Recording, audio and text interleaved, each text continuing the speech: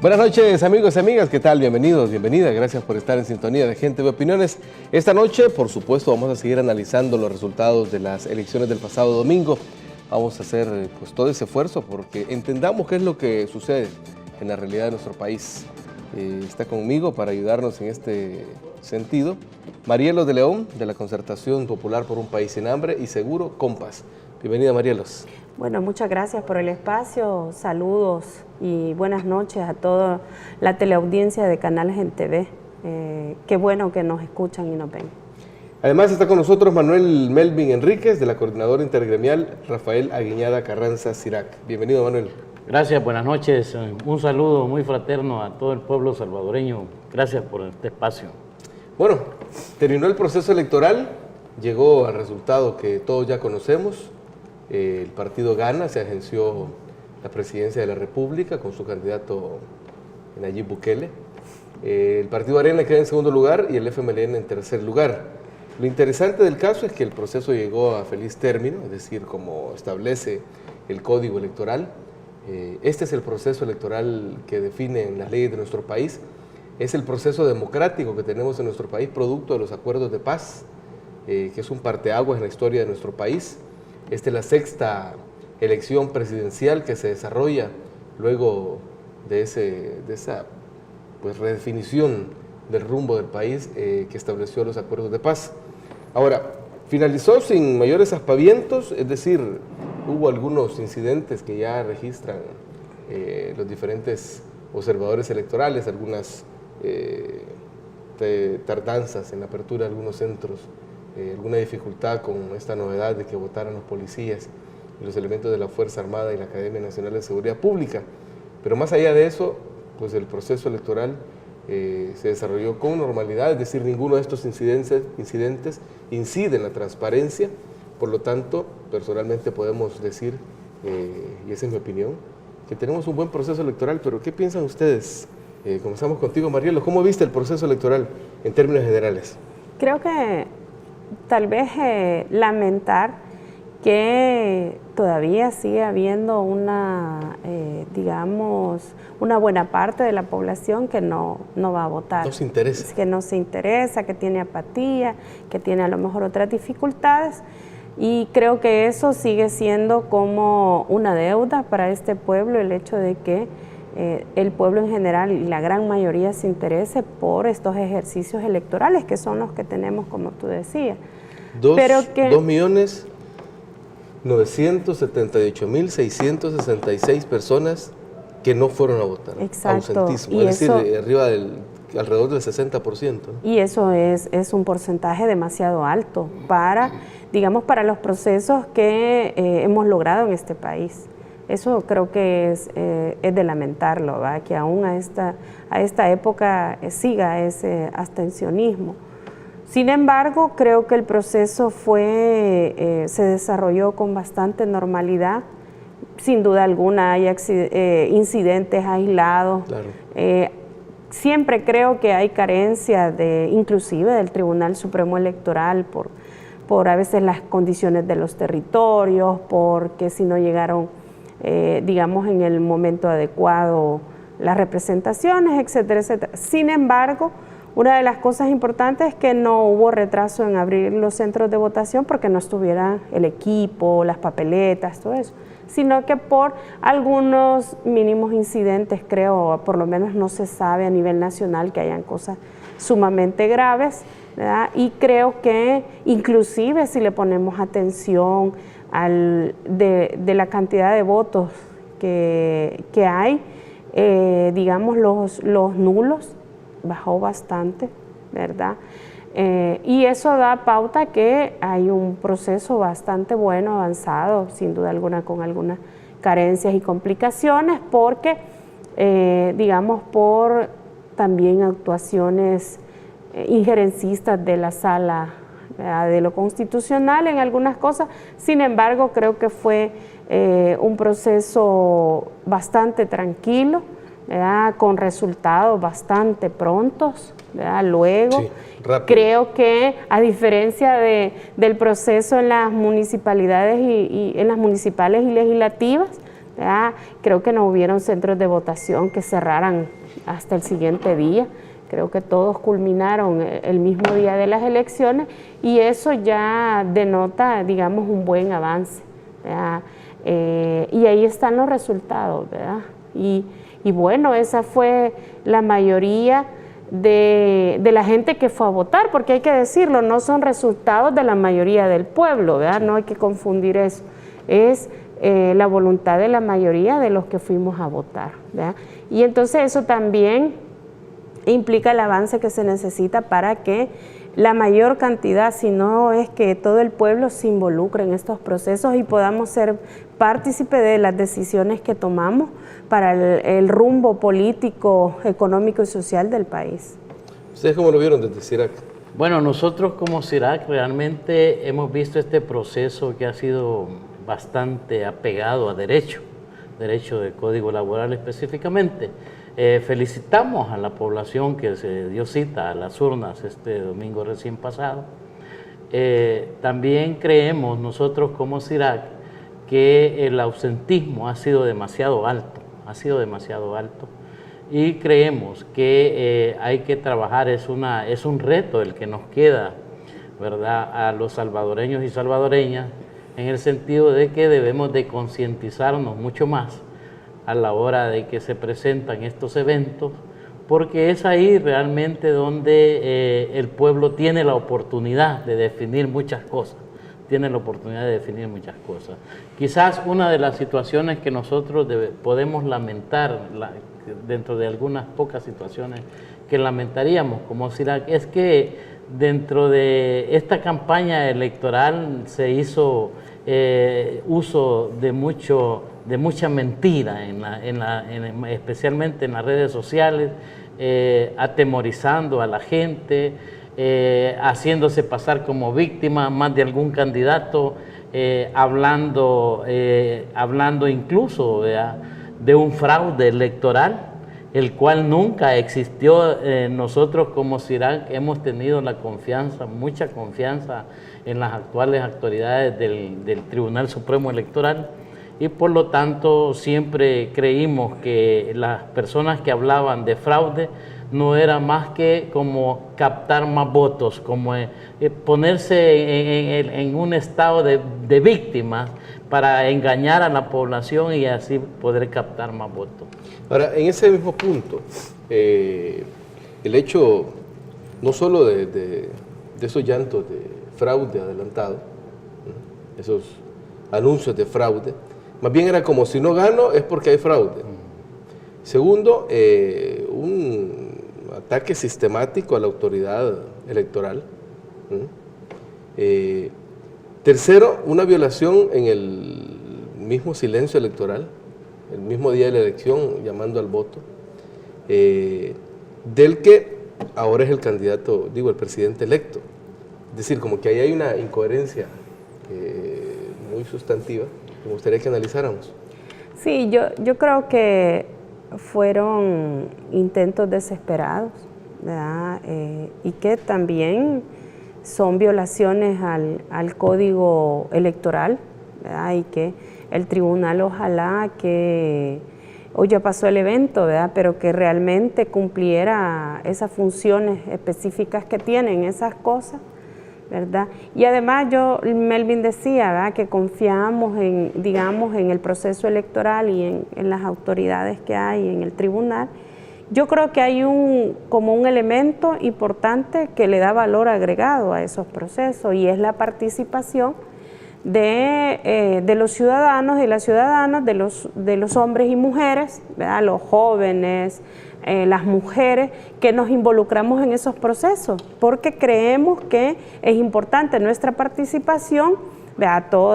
Yo creo que es importante decir a toda la gente que cumplió una función en esos procesos electorales, en esas juntas receptoras de votos, la vigilancia de los partidos, y toda aquella gente que se involucra en ese proceso, que son muchos, ¿verdad? Son cientos de personas involucrados en esos procesos, y eso es un valor agregado que hay que decir, que legitima procesos como estos, ¿verdad?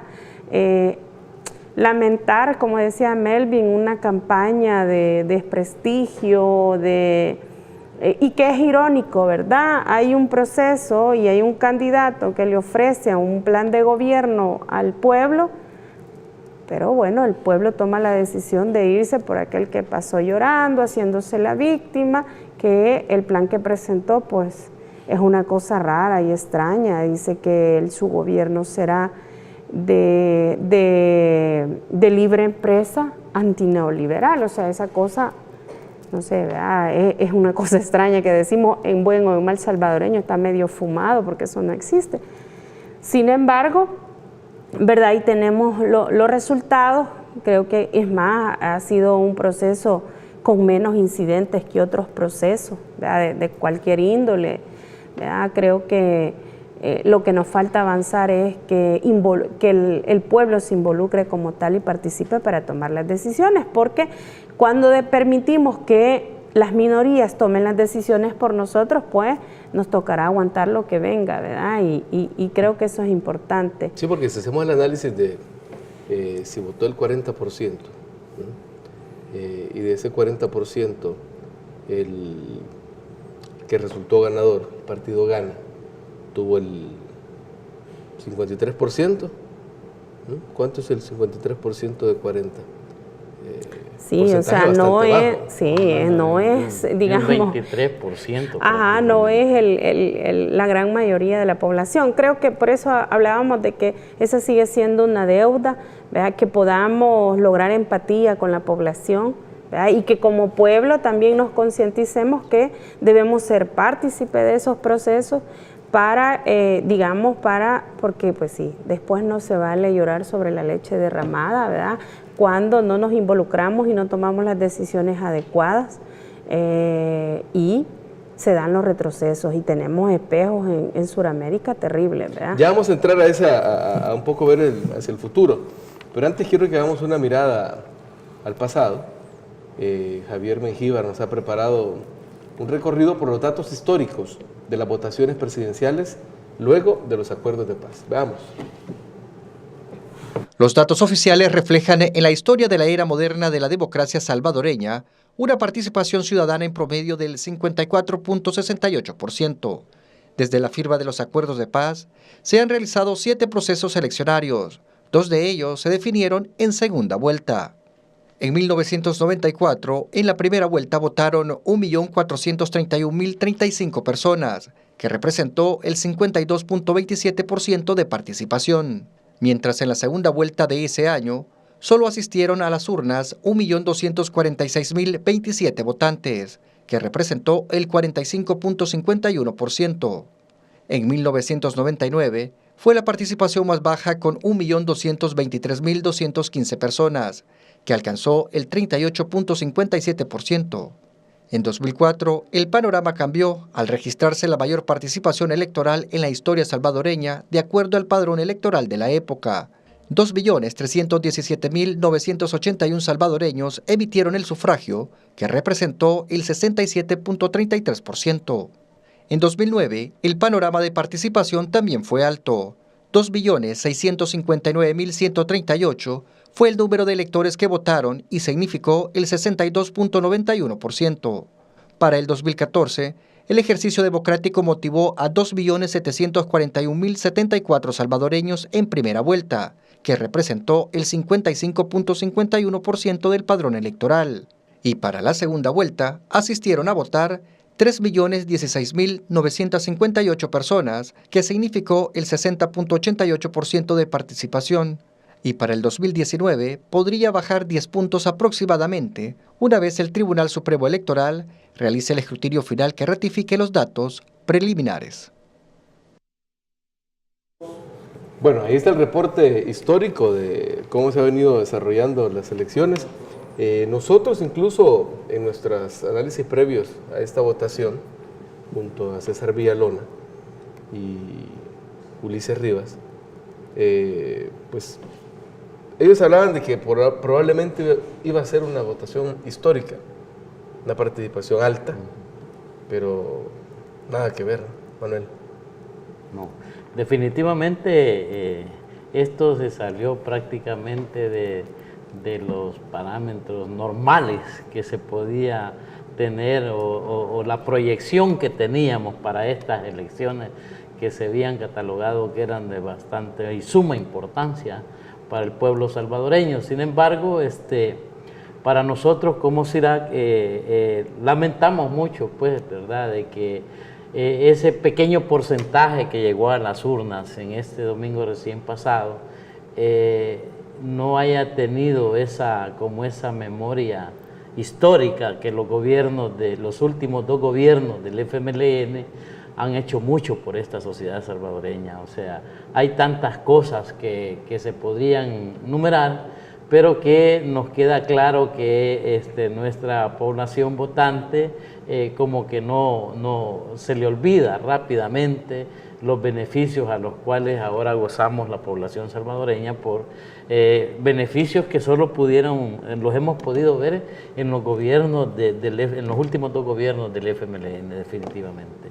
Entonces nosotros como CIRAC estamos claros de que acá lo que nos va a tocar de aquí en adelante con las organizaciones sociales y populares es como defender nuestras conquistas y exigir en la calle, pelear en la calle, que es lo que sabemos hacer nosotros. O sea, históricamente el movimiento popular y social siempre hemos logrado nuestras conquistas a base de lucha, o sea, y en ese sentido, pues, ¿verdad?, estamos listos como CIRAC a seguir acompañando. Hemos acompañado al pueblo salvadoreño en sus reivindicaciones y lo vamos a seguir acompañando definitivamente. Mariano, no cabe duda que tiene que haber un proceso de reflexión de las fuerzas políticas, sobre todo para lograr motivar a la gente a que, es decir, ahí tenemos un gran desafío como país, particularmente el sistema de partidos políticos, para motivar a la gente a ir a las urnas. Sí, creo que esa campaña de que la izquierda y la derecha son iguales, ¿verdad?, pega en la mente de la población, ¿verdad? Y también viendo ese reportaje, digamos, lo fluctuante que ha sido de las votaciones no es mucha la diferencia, ¿verdad?, exceptuando las digamos, del 2009, ¿verdad?, que llega con un porcentaje de más del 60%. De ahí todas han sido en porcentajes fluctuantes. Entonces, creo que influyen esas campañas que se hacen que no son de altura política, sino que a veces basadas en especulaciones o en cosas falsas, y además manipulando muchas cosas que se dan, ¿verdad?, o ocultando avances que hemos logrado en este país, porque vean, hemos logrado avances. Yo me acuerdo de las últimas correteadas de la humo allá en las marchas blancas en el 2001, 2003, ¿verdad? Y esa, ahora si me tocara corretear, eso ya no lo aguanto, ¿verdad? Ya las condiciones van cambiando de físicas y emocionales de los luchadores sociales, ¿verdad? Pero que sin duda alguna, ¿verdad?, particularmente a los partidos políticos los llama a una reflexión. Las campañas de descrédito para los partidos políticos, que ya los instrumentos políticos electorales ya no son de credibilidad ni funcionales en este país. Esa campaña creo que le ha pegado a la población. Y obviamente no podemos negar errores cometidos, algunos involuntarios, otros dolosos, digamos, procesos que no se le hicieron públicos a la población, ¿verdad? Faltó realmente enseñarle a la población, porque vean, el pueblo lo que debe entender, que más allá de defender a un presidente, a un gobierno, a un partido político, debe de defender sus conquistas, debe de defender lo que le pertenece, lo que es suyo, ¿verdad?, lo que ha luchado para lograrlo. Entonces, eso creo que sigue siendo también una deuda, ¿verdad?, tanto de los partidos políticos, de hacer las reflexiones adecuadas, de empujar al pueblo a que se involucre en los procesos, ¿verdad? Inclusive creo que es una deuda de las organizaciones populares, pues hay que decirlo, creo que tenemos que reconocer que tenemos carencias y que a veces no logramos empatía con el pueblo, ¿verdad? Y que por eso tenemos los resultados que tenemos, ¿verdad? Y bueno, yo creo que ojalá que algún día nuestros pueblos entiendan las lecciones que nos va dando la vida por nuestras decisiones y que eso nos empuje a tomar mejores decisiones, más conscientes, más pensadas, más, digamos, colectivamente, que no es si yo recibí o no recibí los beneficios, pero cuando lo recibieron niños de los campesinos, de los obreros, de las zonas rurales, ¿verdad? Cuando se mejoraron los caminos en aquellas poblaciones rurales, y aunque no es en mi población, aunque no es en mi territorio, que nos podamos sentir, digamos, incluidos ahí, que esa gente nuestra es la del pueblo, que somos, digamos, las poblaciones mayoritarias en este país. Yo creo que cuando el pueblo vaya entendiendo eso y analizándolo y tomándolo como propio y sintiendo que las necesidades del otro, y si se las cubren al otro, también me están ayudando a cubrir las mías, ¿verdad? Y sentir que esa lucha vale la pena, creo que habremos madurado como pueblo y avanzaremos mejor. Bueno, el resultado está ya casi en firme, estamos esperando el resultado definitivo, que el tribunal lo ponga en firme, pero difícilmente va a haber cambio. Lo cierto es que en los próximos 5 años este país va a ser gobernado por la derecha.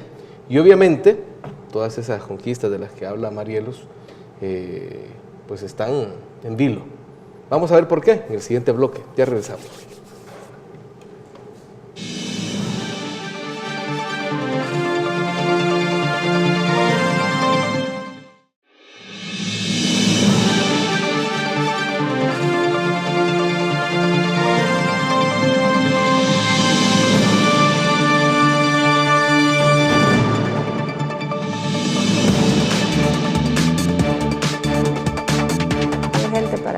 Bueno, estamos analizando los resultados de la elección 2019 con nuestros amigos del Movimiento Popular. Tras las elecciones, como lo decía al final del bloque anterior, regresa a la derecha al poder. ¿Cuáles son los principales temas de la agenda reivindicativa de la clase trabajadora? Sobre todo porque, como yo decía, está en veremos la continuidad de todos aquellos beneficios que la población tuvo en estos 10 años de los gobiernos del cambio. En el sentido de que no se sabe si van a continuar, por ejemplo, los paquetes sociales, qué va a pasar con la privatización del agua, qué va a suceder con la economía del país, que venía de una crisis y los dos gobiernos del cambio la sacaron y la pusieron a un nivel estable de crecimiento. ¿Cómo está esa agenda para los próximos meses de aquí a que asuma el nuevo presidente de la República del partido de derecha Gana? Manuel. Bueno, nosotros en primer lugar estamos preocupados por el tema del agua.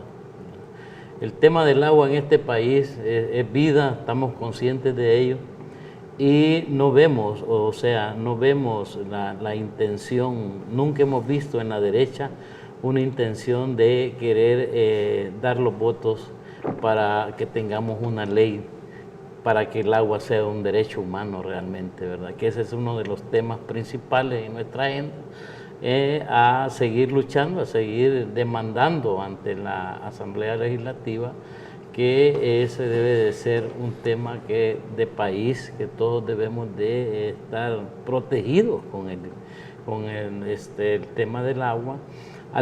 De igual manera vemos con mucha preocupación la cuestión de las pensiones, el tema de las pensiones.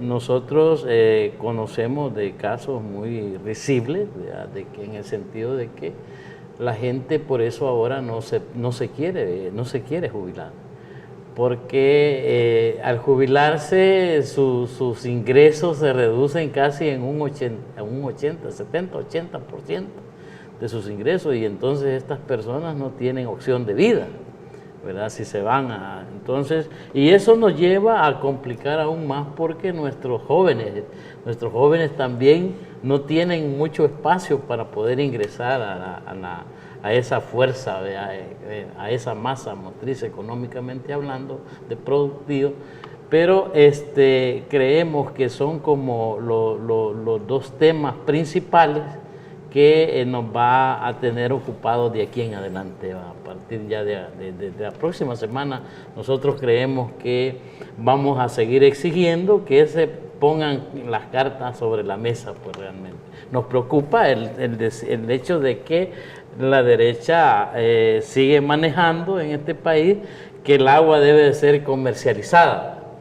Y nosotros no vemos el tema del agua solo con el agua que consumimos, sino nuestros mantos acuíferos, etcétera, etcétera. Debe ser un tema muy integral que debemos de verlo, y por eso es que la necesidad de que tengamos una ley del agua.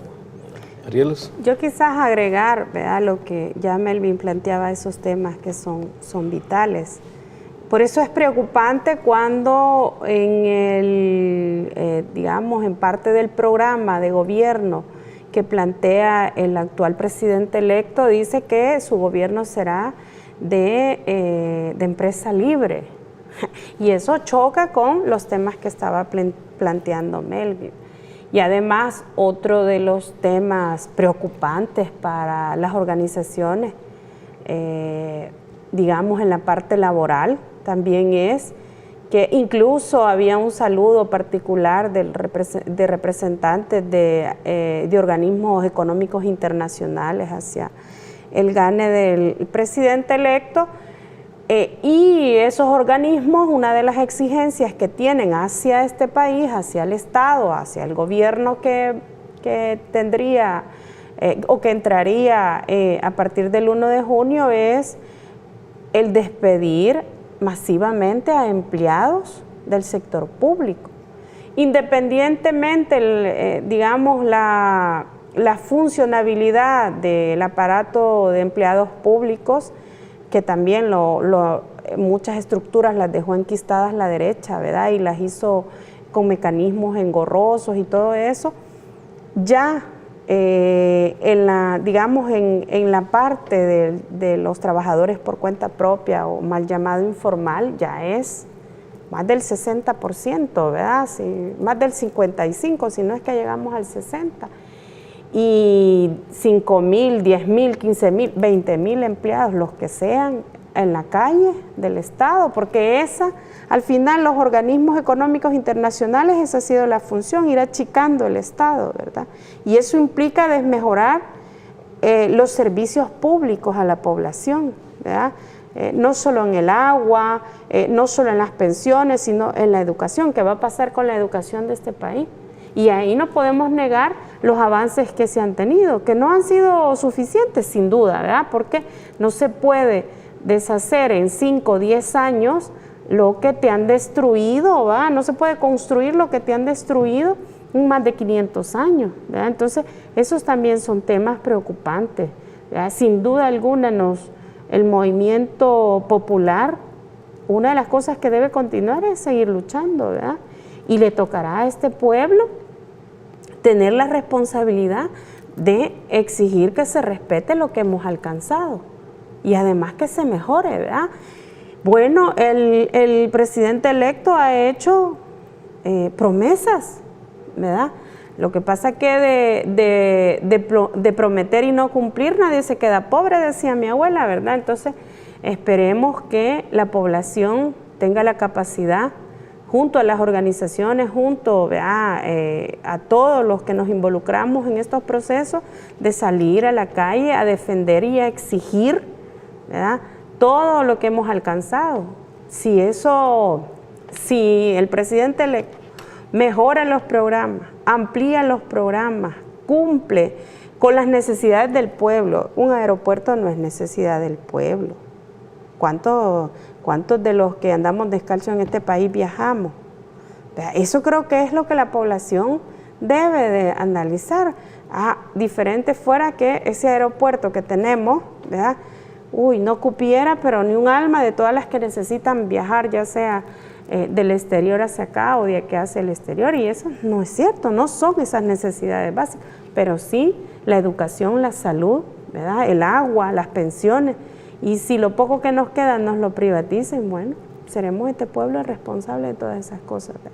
Así que la agenda están esos grandes temas gruesos, pero que sin duda hay muchos más que van a surgir en estos, digamos, en estas etapas, y el pueblo junto a las organizaciones tendrá la obligación de salir a la defensa, ¿verdad? Y sin duda alguna, si no vamos a la defensa, miren, derecho que se gana y no se defiende, se pierde, ¿verdad? Y en eso van a pagar las consecuencias nuestros niños, nuestros adultos mayores, ¿verdad? Los servicios de salud en los hospitales, el derecho que tenemos hasta hoy, que hemos logrado a que a nuestros niños vayan a la escuela independientemente tengamos o no el dinero, porque pues sí, la educación ha sido gratuita, ¿verdad? Inclusive llegando hasta la universidad, cosa que no se había hecho antes del 2009. Entonces, nuestro pueblo sigue teniendo memoria corta y eso nos hace cometer los mismos errores del pasado y seguir pagando la factura. Melvin, habrá que tener una actitud expectante, vigilante, por parte del movimiento popular. Claro, nosotros, por ejemplo, sobre la Asamblea Legislativa tenemos puestos los ojos todos los días tenemos compañeras y compañeros ahí monitoreando el actuar de los diputados, y realmente también nosotros vamos a estar muy a la expectativa de lo que el nuevo gobierno pueda hacer, ¿verdad? Esperamos nosotros como trabajadoras y trabajadores de El Salvador de que este nuevo gobierno tome en cuenta las necesidades de la población, como es también la necesidad de un nuevo incremento salarial al salario mínimo, que aquí en nuestro país, nuestro querido El Salvador, es de los salarios más bajos que tenemos en América Central, y en ese sentido pedirle pues al nuevo gobierno que realmente se vea la necesidad realmente que tenemos los trabajadores y las trabajadoras, que somos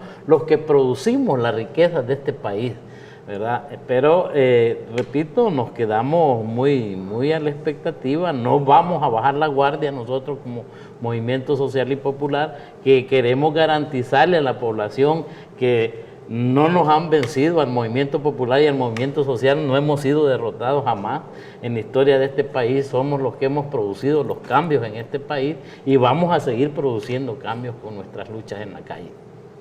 Ahora, me llamó mucho la atención eso que dijiste, Marielos, derecho conquistado que no se defiende, se pierde. Eso significa que todo está bajo amenaza, todo esto que se ha logrado. Digo, porque hasta el momento no se han visto señales claras de que esto tenga el mismo rumbo. Esto puede significar, que asuma la derecha el poder, puede significar un giro de 180 grados. Sí, es que es preocupante. Yo veía ayer, creo que ayer fue, o incluso hoy también algo parecido, que decía que el presidente electo estaba así como analizando, pensando o que le va a dar un giro diferente a las relaciones internacionales. Y desde ahí eso es preocupante, ¿verdad? Porque aquí, en este país, por ejemplo, para ponerlo claro, las relaciones con Venezuela, más allá de las relaciones diplomáticas, ¿verdad? Más allá que sin duda hay relaciones económicas, aquí hay relaciones de solidaridad de esos pueblos con nosotros, particularmente en este momento de Venezuela, ¿verdad?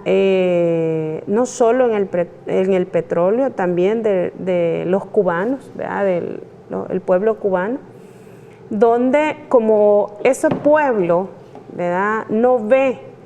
Esos pueblos no ven la salud como una mercancía, como la ven aquí, la gran empresa privada, inclusive a veces de parte de nuestro mismo pueblo, los estudiantes de medicina, gran mayoría que entra porque lo ven como un negocio, ¿verdad? Que se pueden lucrar, ¿verdad? Y que se han lucrado durante muchos años de la salud del pueblo, ¿verdad? Los médicos que operan En el Hospital Santa Gertrudis de San Vicente son en su mayoría médicos cubanos, ¿verdad?, que tienen buena experiencia.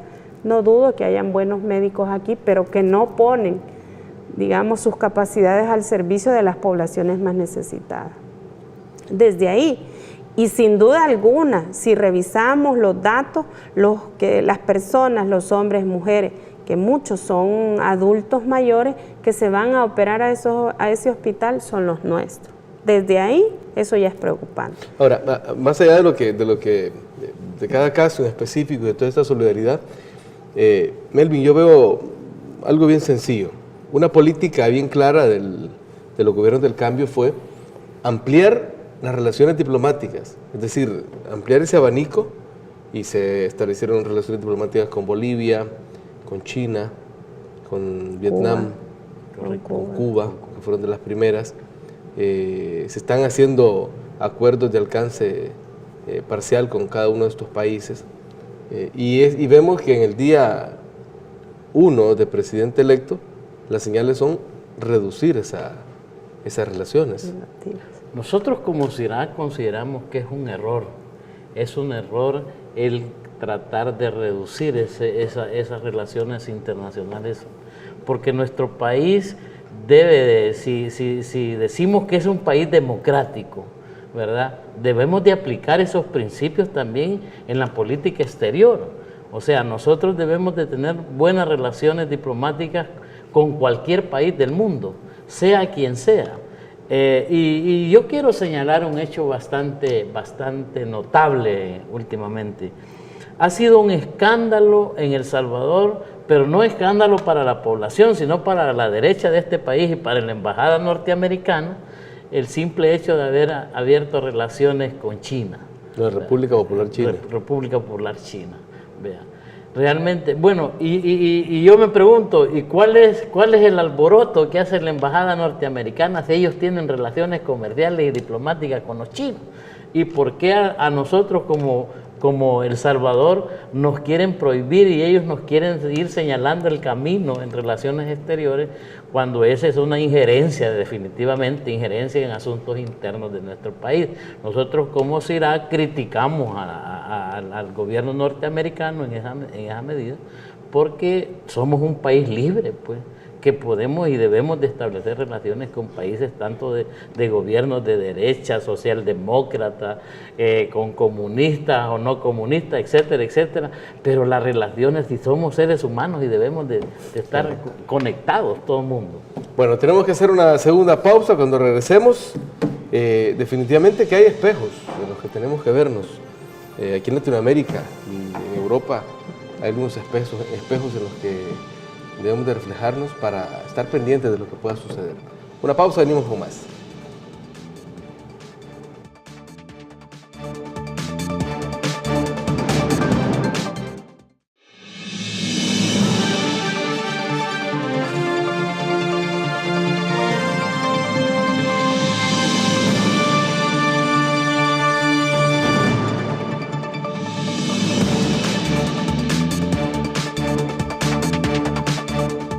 Seguimos hablando de los resultados electorales y de lo que viene.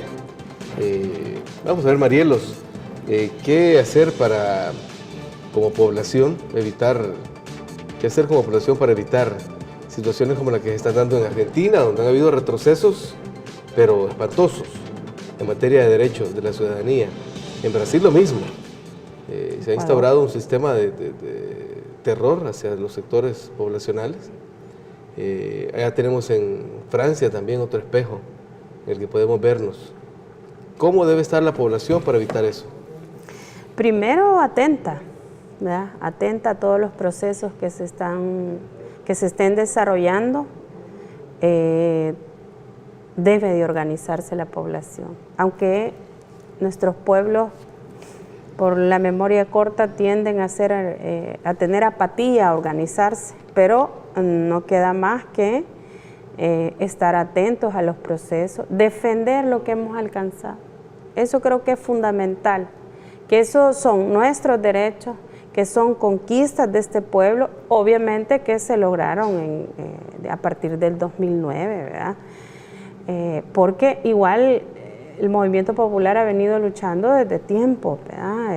En la época de los 60, 70, 80, fueron grandes luchas que dieron pie para cosas y conquistas que hoy tenemos, y que sería, digamos, hasta traición a esa misma lucha, a ese mismo pueblo, perder esas conquistas que hemos logrado, ¿verdad? Entonces hay que organizarnos, hay que luchar por lo que hemos conquistado, esos son nuestros derechos, y si nos los dejamos arrebatar, pues, ¿qué le vamos a heredar a las nuevas generaciones? A veces nos quejamos mucho de que los jóvenes no reaccionan, que no luchan, pero a veces también somos responsables, las generaciones anteriores, de lo que le hemos dejado. Si no les enseñamos a luchar a nuestros hijos, si no les enseñamos a luchar al pueblo, bueno, vendrán espejos como el de Brasil, ¿verdad? Informémonos de lo que estén pasando en Brasil, no de lo que nos digan los mal llamados medios, digamos, esos grandes imperios de medios que terminan siendo medios de desinformación, ¿verdad? Veamos vean lo que está pasando en Francia, bueno, un pueblo que hacen llamar de primer mundo, ¿va? Nosotros, como dijo aquel, ¿verdad?, que hoy presidente electo somos de tercer mundo. Yo creo que solo un mundo existe. Lo que hay es pueblos, digamos, o países mucho más desarrollados por los avances de los pueblos, por, digamos, los procesos de gobierno. Y además también, bueno, ¿cómo no van a ser países como Estados Unidos, Canadá, Europa, ¿verdad? Países más desarrollados, sí.